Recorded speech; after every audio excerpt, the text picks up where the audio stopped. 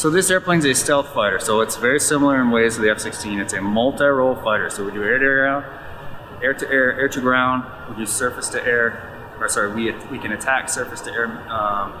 It's called seats, pressure air defenses. So we can do many different things with this airplane. So in theory, it replaces about 8 different 4th generation fighters, like we talked about earlier in the F-18s, Harriers, Hornets, Vipers, the whole 9 yards. So it kind of does a little bit of all that stuff.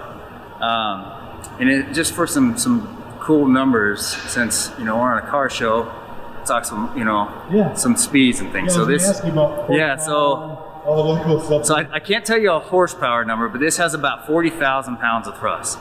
So what that means in perspective, this airplane takes off about 50,000 pounds and we land about 30 some odd thousand pounds. And so at some point when I burn down the gas, I have greater than a 1-to-1 thrust ratio. I mean, I have more thrust than the weight of my airplane. So therefore I can accelerate going straight up. And so, and it can get up to 50,000 feet. Going vertical, as they say. Going vertical, yep. So it can go 50,000 feet. I can go 1.6 Mach. And so what that means, that's 16 miles a minute. So think about if you're driving a car going 60 miles an hour, you're going a mile a minute. So I can go 16 times faster than that in this jet. Yeah, so we can get to places pretty quickly if we need to. That's called carrying mail. Exactly. And so I can fly this thing all the way down to, I'm qualified down to 500 feet and all the way up to 50,000 feet. And we train to all of those regimes. For acceleration, I don't really have a 0 to 60 time for you, but it's, we can do basically from stop to takeoff is about 3,000 feet. So call it a half mile. So our half mile time is about 15 seconds. And that's at 175 knots is what I'll take off. I can, within 2 miles. Yeah. Are they getting ready to line up an after you run or something? Yeah, they're getting ready to take off here in a little bit. So from start to the fence is about 2 miles. I can hit 400 knots in 2 miles in about 25 seconds or so. It's almost kind of like a drag race in some respects.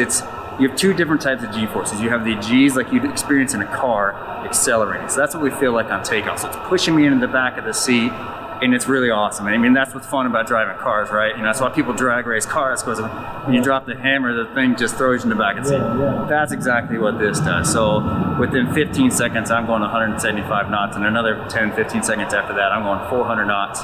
And then I can stand it straight up if I want to. So it just throws you in the back of the seat. And then when you're out fighting and dog fighting, that's when you get the other G-forces that push you down. And that's kind of what we talked about, how you don't want a G-lock, but that's what allows us to turn the corner and get behind the guy that we're trying to shoot him down, so to speak. So it's 2 different types of acceleration, but the off-the-line acceleration is pretty phenomenal in this airplane, and it'll do that too low level. So like if I'm flying low level, it takes maybe about 15 seconds to increase 200 knots. So I was out the other day going 400 knots at low level, about 500 feet, and I'm doing the afterburner. And about 15 to 20 seconds later, I was going 600 knots. And so yeah, it'll move. This is a supersonic airplane. So like I said, I was an airline pilot, right? And so on the airline, you have a horizontal stabilizer and you have elevators, and that's what kind of keeps you going, climbing or descending or staying level. Well, in a supersonic airplane, if you had that, the airplane wouldn't be able to do anything because the shock wave would go past the back of the horizontal stabilizer. So these things are called stabilators. So this whole stabilator moves, and this whole thing will move, and that's what gives it the pitch to climb or to descend. And then with other interesting, these things are called flaperons. So we don't have flaps and ailerons like a traditional airplane would. So the computer basically decides, based on my speed and my angle of attack, how far down these need to go. And then if I need to roll, say I'm gonna roll right, like that'll pitch up, this will pitch down, and the airplane will roll. So these act together to make the airplane roll. And then the rudders has some effect, or when I'm really slow, I can actually make the airplane kind of just turn and fly backwards for a second. It's pretty amazing how this thing can maneuver. Yeah. And so it's pretty cool. All I have in the cockpit is a gear handle. I don't have a flap handle because the computers are figuring out what to do. So I just tell it, I want to roll left, and then the computer decides based on airspeed, altitude, and angle of attack, and how aggressively I turn the stick is what it's going to do with the flight controls. So it's pretty neat. And in some ways it's similar to the Airbus that I fly. It's also pitch and G command, and it's a side stick. Yeah, so we do training here, and we have different training airspaces. So one of our training spaces is basically to the northwest, and it's basically from like Wickenburg to like Yarnell to like Baghdad Mines over to like Havasu, Parker-ish, and then back around. So that's one area. It goes almost all the way up to Kingman. And then our other area is basically from like Yuma to Tucson and basically Gila Bend to Mexico. That's kind of our area. And that area to the south is where all our bombing ranges are. So we practice. Lots of bombing ranges. Right. And then we do a lot of our air-to-air stuff on the north and a lot of our air-to-ground stuff to the south. And do you guys ever go out west, like fly over the ocean, do that kind of training? You don't really worry about that too much? Is it anything like that? Not really. I mean, sometimes we do cross-country training where it gives us ability to, fly the airplane away from the base and back, and which is good training to understand how to do that and get somewhere and back, because that might happen. You may have to do what's called a divert. So for example, right now we have some construction on one of our 2 runways. So we're down a single runway, and then let's say somebody has an emergency, and we have on the back of the airplane, we have an emergency hook. So it's not like a Navy hook on a carrier, but it's enough that if our brakes go out per se, then we could drop the hook and then we could still stop the airplane. And so, but let's say a guy does that, now the runway shot, now everybody has to go somewhere else. So that would be an idea on like where we divert. So we might fly to Gila Bend, we might fly to Williams Gateway over in Mesa, things of that nature. But kind of going back to your question with the night piece, because we're training through the whole gambit, we do night training. So we basically do everything we do during the day, except for dogfighting. We don't do that at night, but everything else we do at night. And then we also train them to go to air refuel during the day and the night. So we'll fly out over by Lake Havasu, out to the west, and we'll have a tanker there, and we'll fly.